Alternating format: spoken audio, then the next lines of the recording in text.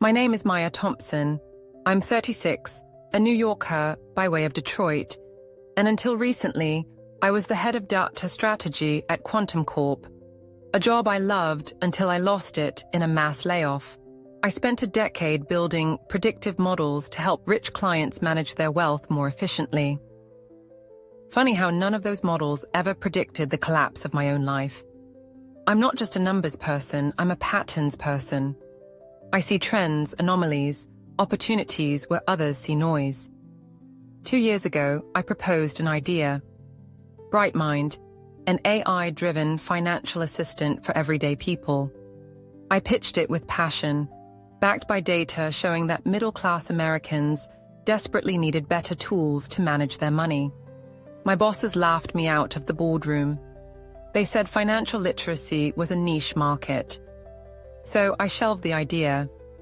Then the market tanked, Quantum Corp downsized, and I found myself unemployed for the first time in my adult life. My husband, Terrence, said he understood. At first, he played the supportive partner. Take your time, Maya. You'll land something even better. But as weeks turned into months, the mask slipped. The patience faded, and so did the affection. I believed we were partners, equals. Turns out, I was just a line item on his personal balance sheet. And the moment my income hit zero, my value did too. Which brings me here. Standing in our bedroom doorway, watching him pack his suitcase, and hearing words I'll never forget. You're just dead weight now. I never thought rock bottom would come with a designer suitcase and a condescending smirk. You're just dead weight now. Those words hit harder than I expected, like a gut punch I should have seen coming, but didn't. I stood frozen in the doorway of our sleek Brooklyn apartment, watching Terrence zip up his Italian leather duffel bag, the same one I bought him on our 5th anniversary, back when I thought we were partners, back when I thought love meant weathering storms together. Apparently, Terrence preferred sunshine. Terrence, please, I said, hating the tremble in my voice. This is just a rough patch. We'll get through it. I have interviews lined up. He didn't even look up. His hands moved with practiced precision, folding silk ties, tucking in neatly pressed shirts. Everything about him was always curated for success. The perfect suit, the perfect smile, the perfect LinkedIn headline, partner at Valor Capital.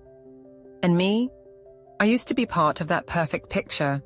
A wife with a 6-figure salary and speaking invitations from fintech conferences across the country.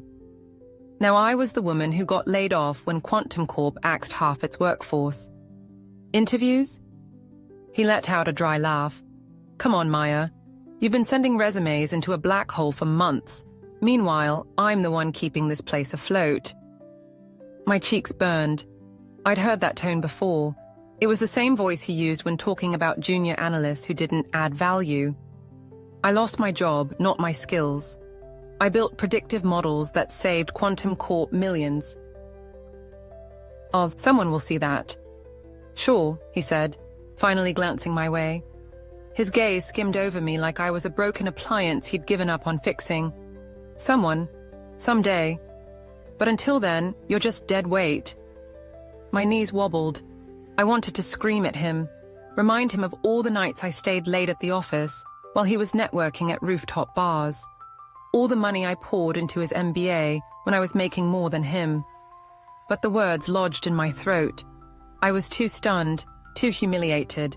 He zipped the suitcase with finality and straightened his tie. I'll have my lawyer contact you. Lawyer? My voice cracked. You're actually divorcing me? I didn't sign up for this, Maya. I need a partner, not a liability. And just like that, he walked out. The scent of his cologne lingered in the air, sharp, expensive, and suddenly nauseating. I stood there for a moment, blinking at the empty space where he'd been. My knees buckled, and I sank to the hardwood floor. The thing about rock bottom is that it doesn't arrive all at once. It seeps in like cold air through a cracked window. For the first few minutes, I just sat there, staring at the wall. My mind refused to process what had happened. My phone buzzed next to me. Layla said, "Girl, you okay? I'm worried." I ignored it. I couldn't face anyone right now, not even my best friend. I reached for the photo frame on the coffee table, a picture from our honeymoon in Napa Valley. We were laughing, holding wine glasses, blissfully unaware that success would one day become a measuring stick instead of a shared goal. I used to think Terrence admired my ambition. Now I realized he admired my paycheck. The tears came fast and hot. I cried for the job I lost, the marriage that shattered, the woman I used to be. Somewhere in the haze of self-pity, a memory surfaced, the day I pitched Brightmind at Quantum Corp. Why build another app? My boss had said. Middle-class folks aren't interested in financial planning. They live paycheck to paycheck. I'd argued until my throat went dry. I'd shown them the data, millions of Americans drowning in debt, desperate for clear, relatable advice. They dismissed me. A few months later, my department was cut. Quantum Corp kept their enterprise clients. I got a severance package and a bruised ego. Maybe they were right, I thought, wiping my eyes. Maybe I did peak.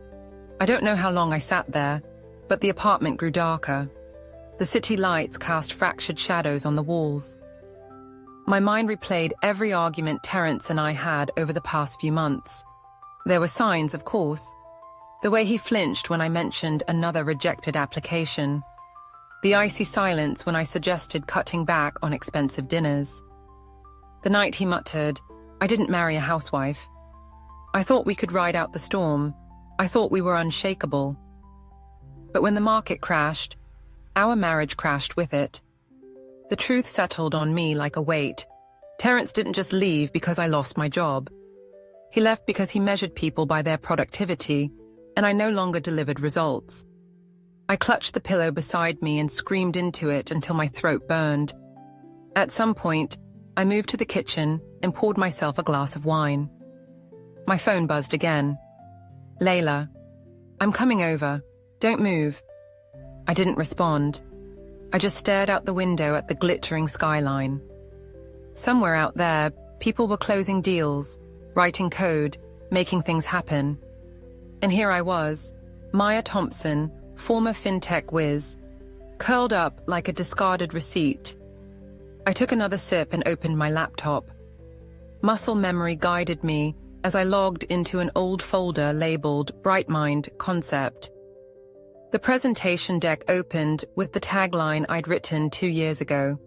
Brightmind, smarter finance for real people. I clicked through the slides, each one tugging at something buried beneath the exhaustion.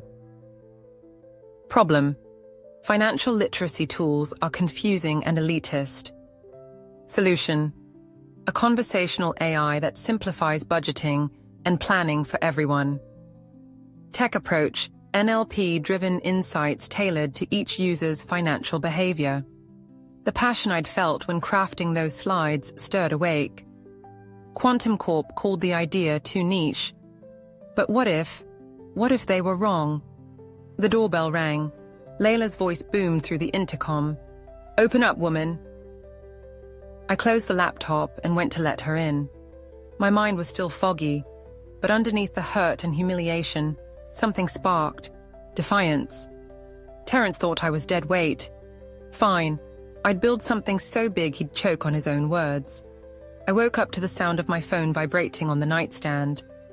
For a moment, I forgot where I was, until I turned and saw the empty side of the bed. The dent Terrence used to leave each morning was gone, just like him. My chest tightened, but I pushed the feeling down. I couldn't afford to fall apart again. I swiped my phone. 6:47 a.m., 3 missed calls from Layla, and a text that read, "You're not getting rid of me that easily. Coffee, 30 minutes. Your place." By the time I dragged myself into the kitchen, the buzzer rang. Layla stood outside, balancing 2 cups of coffee and a brown paper bag between her arms. She wore sweatpants, a hoodie, and a look that said she wasn't here for small talk. I opened the door, and she breezed past me into the apartment. "Okay," she said, setting the coffee on the counter. "We've done the crying, the self-loathing, and the binge-watching of true crime documentaries. Now we plan the comeback. I rubbed my eyes. Comeback? I'm unemployed and going through a divorce. I don't think that qualifies as a comeback. She handed me a cup. You're also a fintech genius who built predictive models that kept Quantum Corp's clients from losing their shirts when the market tanked. So yeah, comeback. Her optimism exhausted me. Layla, I've applied everywhere. No one's hiring. Then stop applying. She took a sip of coffee. We don't need their jobs, Maya. We need your idea. I froze. What idea? She arched a brow. Bright Mind. The name hit me like an electric shock. That was a corporate pitch. Quantum Corp shot it down. Yeah, well, their loss. She sat on the couch and patted the cushion beside her. Show me the deck. I hesitated. That presentation had been my moonshot, a conversational AI that could simplify financial planning for regular people. I'd spent weeks perfecting it, only to have my boss dismiss it as irrelevant to their high-net-worth clients. I hadn't looked at it since. But Layla was already holding out her hand. With a sigh, I grabbed my laptop from the kitchen table and opened the folder marked Ideas That Died. The PowerPoint loaded with a faint ding. The first slide appeared. Bright Mind, Smarter Finance for Real People. Layla's eyes lit up. There it is, the $1 million baby. Maybe $1 million. More likely $1,000 and a bankruptcy notice. She flipped through the slides. Problem, solution, tech approach, market potential. Okay, walk me through it, she said. I rubbed my temples. It's an AI platform that uses natural language processing to give personalized financial advice. The user asks, how can I save for a car? Bright Mind analyzes their income and expenses, then suggests a practical plan, like cutting 15% of discretionary spending or setting up automatic savings. And no jargon, she added, nodding. Exactly. Finance is intimidating for most people because it's full of acronyms and complicated terms. Bright Mind breaks it down into plain English. She leaned back. So why haven't you built it? Because Quantum Corp owns the original pitch. They'd sue me into oblivion. Did you write code for it? No, just a concept deck. Then screw Quantum Corp. They don't own your brain. Her confidence was contagious, but doubts lingered. Layla, we don't have funding. We don't have a team. She grinned and pulled out her phone. We have Vanessa. Vanessa Mercado had been our operations guru at Quantum Corp before she quit in protest after my layoff. Layla texted her. Emergency FinTech Revolution meeting. Maya's in. You coming? Wait, I'm not in, I protested. Layla's phone pinged with Vanessa's reply. Hell yes. Wine or coffee? See, Layla said. We're building an empire. 2 hours later, the three of us sat around my dining table. Layla had brought whiteboards, sticky notes, and an obscene amount of snacks. Vanessa spread out spreadsheets across the table. Here's what we're up against, she said. Most financial apps focus on transactions, budget trackers, investment dashboards. We need to position Bright Mind as a mentor, an AI that doesn't just track your spending but actually helps you plan for goals. I bit my lip. That's what I pitched to Quantum Corp. And they ignored you, Layla said, which is why we get to do it better. Vanessa tapped her laptop. The market's growing like crazy. Financial literacy apps are booming, but most of them suck. They throw charts at users without explaining what they mean. Okay, I said slowly.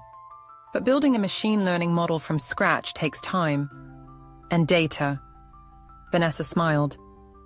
That's why I made some calls.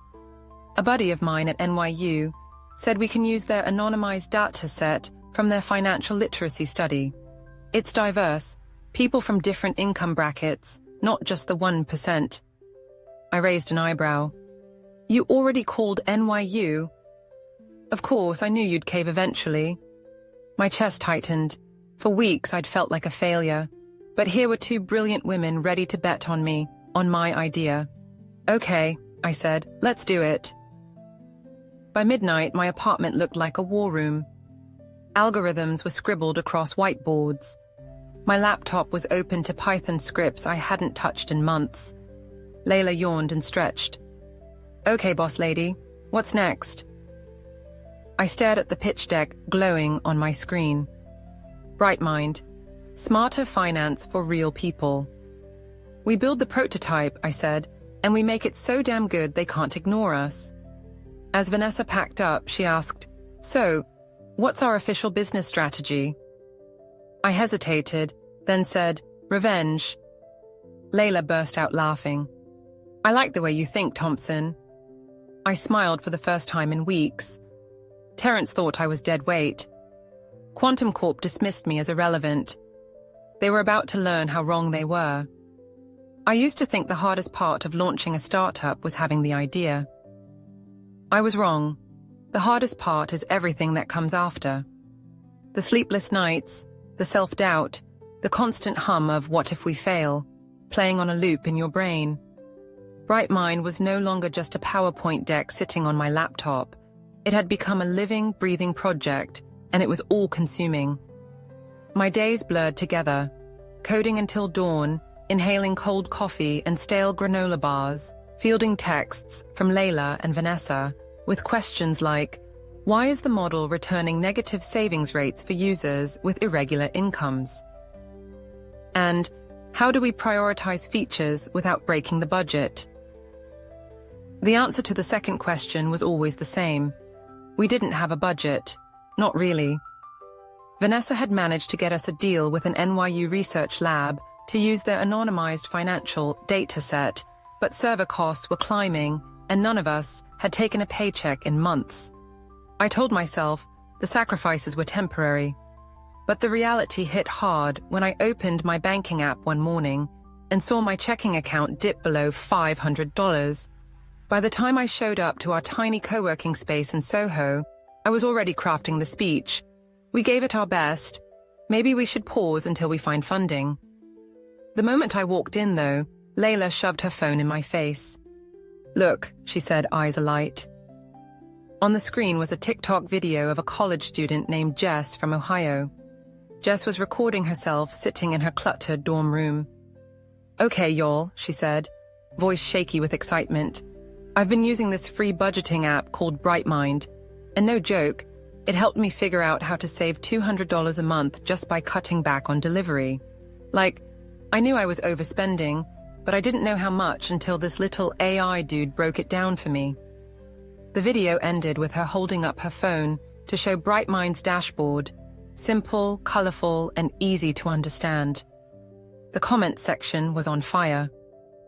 OMG, I need this, one user wrote. Wait, it's free, downloading RN, said another. Vanessa appeared beside me. We've had over 2,000 new downloads since that video went live, she said, almost whispering the number like she was afraid to jinx it. How's the infrastructure holding up? I asked. We had a few slowdowns, but the servers haven't crashed yet. I stood there, gripping the edge of the desk. For the first time in weeks, the exhaustion lifted. We weren't just shouting into the void anymore. People were listening. Okay, I said, breathing deeply. Let's ride this wave. Momentum is a funny thing. One viral video turned into 5, then 10. Brightmind became the budgeting app of the moment, showing up in Reddit threads, Facebook groups for single mums, and even a morning segment on a local Cleveland news station. Our user count shot past 100,000 in 6 weeks. And with that growth came problems we hadn't anticipated. The model's bias against gig workers became obvious once we expanded beyond our beta group. People who earned irregular income, freelancers, rideshare drivers, were getting bizarre advice. One user emailed us, Brightmind told me to save $3,000 a month. I make $2,800 total. Help? Vanessa called an emergency meeting. The training data is skewed towards salaried workers, she explained, pacing in front of the whiteboard. We need more diverse income scenarios. How long will that take? I asked. With current resources? Weeks. We didn't have weeks. TikTok trends were like fireworks, bright and fleeting. If users lost trust in BrightMind now, we'd never get them back. I rubbed my temples. Okay, let's reprioritize. Layla, cut marketing spend temporarily. Vanessa, can we manually fine-tune the most common scenarios? Sure, but it's a patch, not a fix. It buys us time, I said. Let's do it. The patch worked. Barely.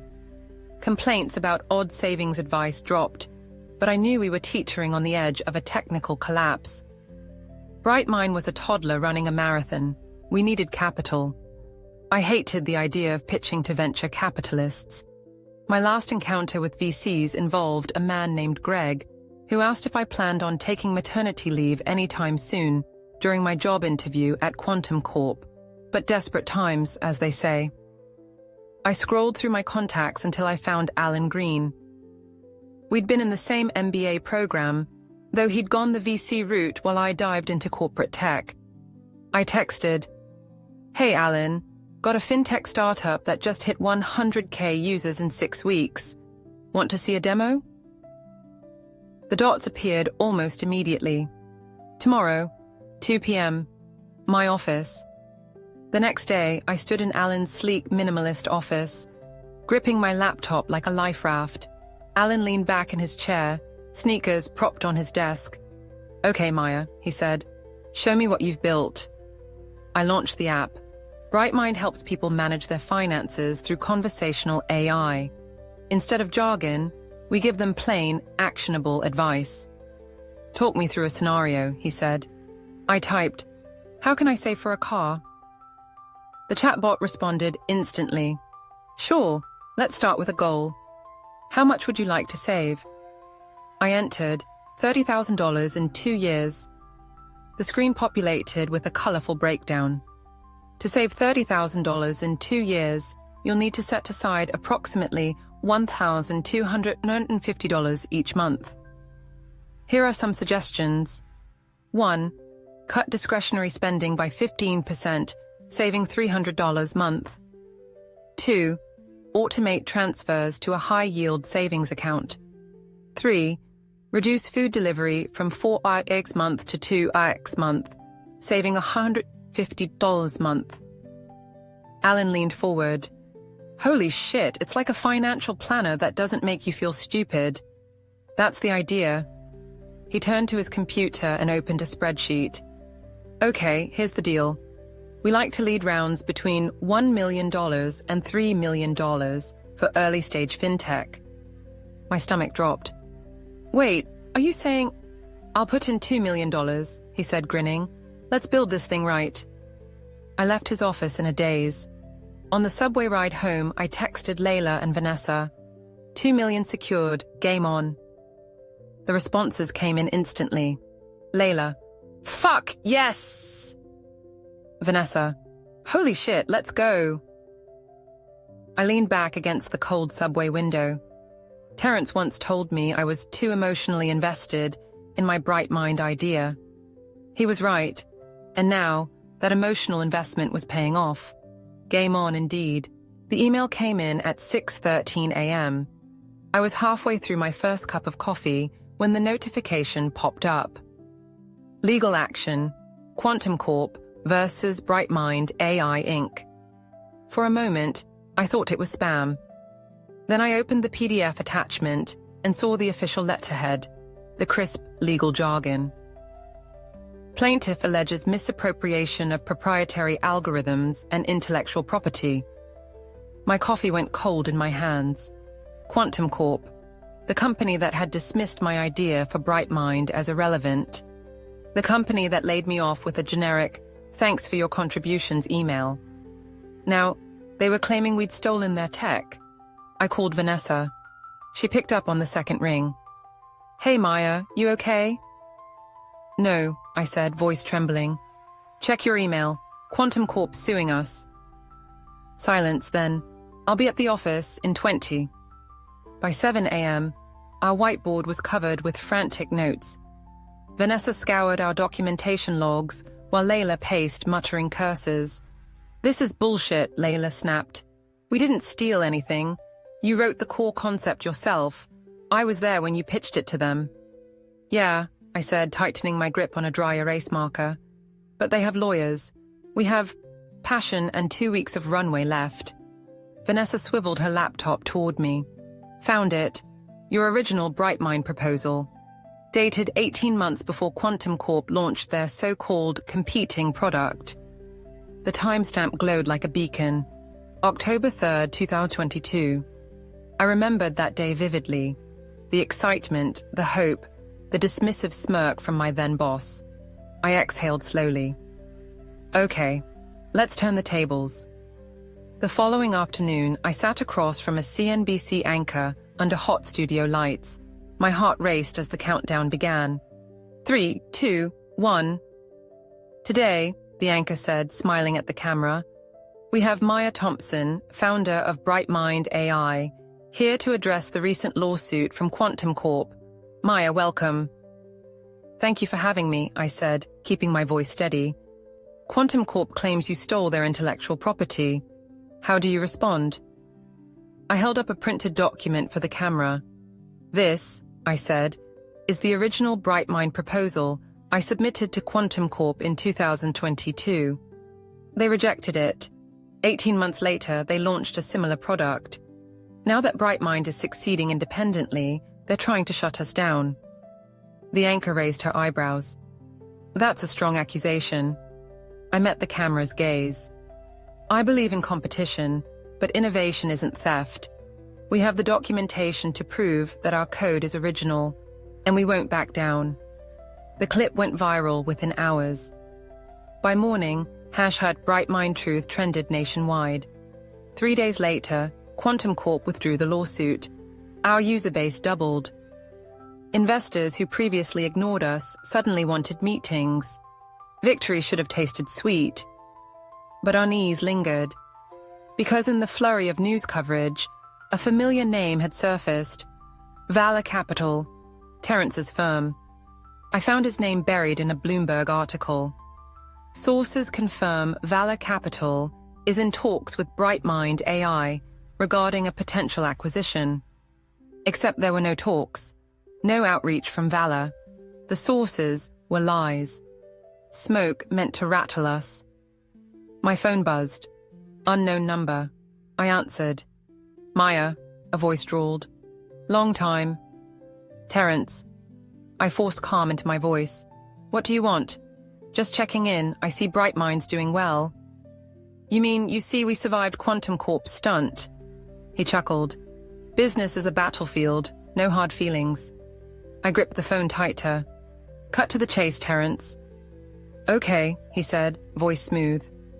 Global DIN, one of our portfolio partners, is prepared to offer $6 billion for Brightmind, all cash. You walk away wealthy and free.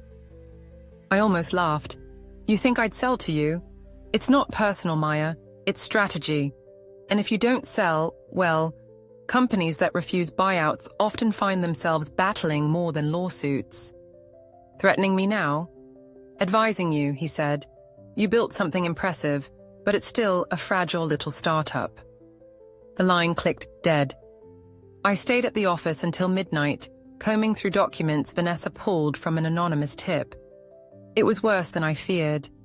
Valor Capital had orchestrated the Quantum Corp lawsuit. Internal emails revealed Terrence encouraging Quantum Corp executives. File suit, shake their confidence. We'll come in with an acquisition offer once they wobble. Layla clenched her fists when she read it. He really is a snake. Vanessa's face darkened. So what's the plan, boss? I stared at the screen. My instinct said to go public. Expose Terrence's scheme immediately. But that's what he wanted, for us to panic. No, I said. We fight quietly, for now. 2 days later, Terrence invited me to dinner. I accepted, not because I wanted to see him, but because I needed to deliver the message personally. The restaurant was upscale and dimly lit. He stood when I arrived, his smile polished as ever. Maya, you look great. Cut the crap, I said, sitting. Let's get to it. He waved the waiter away and leaned forward. You're a shark now. I'm impressed. But don't let pride sink you. 6 billion is generous. I slid an envelope across the table. Open it. He frowned but complied. Inside were printed copies of the emails we'd found. His face paled. This goes public tomorrow unless you withdraw the offer, cut ties with Quantum Corp, and issue a statement admitting you fabricated acquisition rumors. You wouldn't, he whispered. Watch me. Terrence's jaw tightened. For the first time in years, I saw uncertainty crack his confident veneer. I stood, smoothing my coat. Oh, and the blonde you've been seeing? Vanessa hired her last week. She's on our side now. I walked out without looking back. The next morning, Valor Capital released a statement calling the acquisition rumors unfounded. Brightmind's users surged past 2 million. Terrence was done. But I wasn't. Because now the world knew what I was capable of. And so did I. The morning I signed the divorce papers, the sky over Manhattan was the same steely grey as the pen I held. My name looked foreign on the crisp legal documents, as though the woman signing Maya Thompson no longer existed. Maybe she didn't. The Maya who married Terrence Walker believed in teamwork, loyalty, and forever. This Maya, she believed in leverage. I set the pen down and slid the papers toward the lawyer. That's it, I asked. He nodded. That's it. Congratulations. Or condolences. I gave a hollow laugh. Both, I think. Outside the law office, my phone buzzed. Layla. Big news. Office, now. The cab ride to Brightmind HQ took 12 minutes. In that time, I scrolled through my calendar, investor calls, product meetings, a keynote prep for the Women in AI Summit next month. Every entry was a reminder. I wasn't dead weight. I was driving a company that had gone from 3 women in my living room to 5 million users nationwide. When I walked into the office, Vanessa was already at the whiteboard, Layla pacing with her phone pressed to her ear. What's the emergency? I asked. Vanessa pointed at the board. Global Dine just announced their new product, Smart Finance AI. My stomach clenched. You're kidding? Wish I were. She pulled up the press release on her laptop. The product description was nauseatingly familiar. Personalized savings recommendations, a conversational AI interface, goal-based financial planning. Our exact formula with shinier branding. It's Brightmind with a different coat of paint, Layla said, hanging up. Launch date, 3 weeks from today. How the hell did they build this so fast? I muttered. Vanessa's face darkened. They didn't build it. They stole it. She tapped on her screen. 3 weeks ago, we logged a breach attempt. We patched it, but someone accessed non-sensitive API endpoints. Enough to replicate the front end. Valor Capital, I said, the name like acid in my mouth. Layla nodded. Terrence's fingerprints are all over this. 2 years ago, I'd have panicked. Now? I smiled. Okay, I said. Let's make them regret it. We spent the next 48 hours in war room mode. No one went home. Layla ordered pizza and coffee.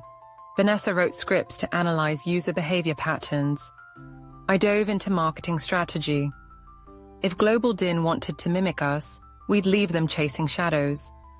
On Monday morning, we launched Brightmind Pro, predictive savings simulations, real-time budget alerts, and a sleek, intuitive interface. Free for existing users for the next 6 months. By Tuesday, our servers were swamped. By Friday, we had 1 million new downloads. The media ate it up. Brightmind AI strikes back. David outsmarts Goliath in fintech feud. Terrence tried calling me twice. I didn't pick up. The next call came from Alan Green, our lead investor. His voice crackled through my speaker. Maya, we've had acquisition inquiries. Big ones. Who? Global Din, and 2 private equity firms. I laughed. They copied us and now want to buy us out. 6 billion, all cash offer. The number lingered like perfume in the air. 6 billion. enough to retire today. To buy a beach house, a vineyard, hell, an entire island. Thanks, Alan. I'll think about it. I hung up and stared at the city skyline through my window. 6 billion was tempting. Terence would expect me to take it. He believed everyone had a price. I didn't. The next morning, I asked Vanessa and Layla to meet me at a diner in Brooklyn. We squeezed into a red vinyl booth, the table sticky from decades of syrup spills. Global Din offered 6 billion, I said, stirring my coffee. Vanessa whistled. Damn, Layla arched an eyebrow. And we're not selling. Layla grinned. Vanessa gave me a slow nod. What's the plan, boss? I slid a folder across the table. We go after their biggest weakness, trust. For years, Global Dine had positioned itself as the people's finance app. Safe, ethical, transparent. Our plan was simple. Reveal the truth. We created a detailed blog post with timestamps of the unauthorized access attempts, screenshots of Global Din's suspicious code similarities, and an analysis showing their tool mirrored Brightmind's core logic. The title, When Innovation Becomes Imitation, The Story of Brightmind and Global Din. We published it at 10 a.m. on a Thursday. By noon, it hit the front page of Reddit. By 3 p.m., CNBC requested an interview. Global Din denied everything. Terence appeared on Bloomberg TV, his smile tight. These accusations are baseless, he said. Brightmind is grasping for headlines. That night, we leaked the internal emails, the ones Vanessa had decrypted from the breach logs. The emails where Global Din engineers referenced replicating Brightmind's interface and using Thompson's chatbot structure as a blueprint. The next morning, Global Din's stock dropped 40%. The legal battle dragged on for weeks, but we didn't care. Brightmind's user count passed 7 million. Our pro subscriptions skyrocketed. 2 days before the Women in AI Summit, a courier delivered a small envelope to my office.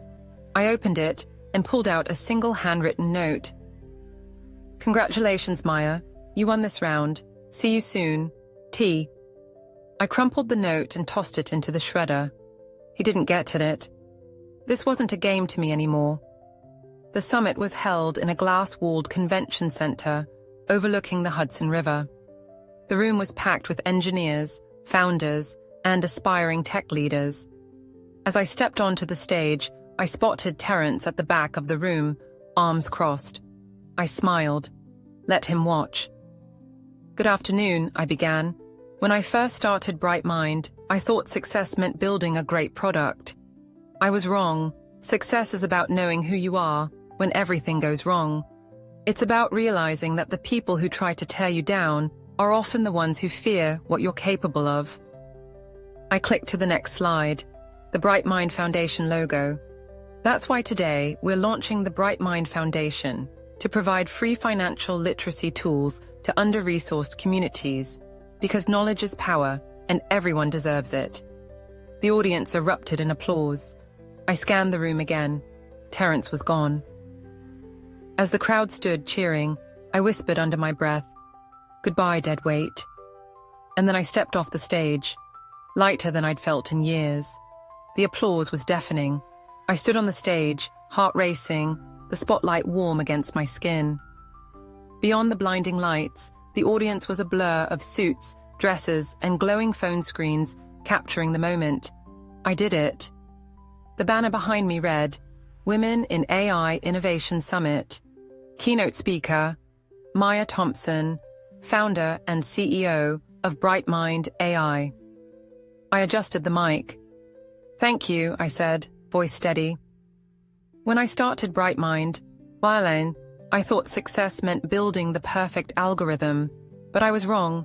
Success isn't about code or quarterly reports. It's about believing in yourself when the world tries to convince you that you're irrelevant. The crowd murmured in agreement. I shifted my weight and glanced toward the back of the room. There, half hidden in the shadows, was Terence. His arms crossed, His jaw set. I smiled slightly and returned to the mic. This year, Brightmind reached 5 million users.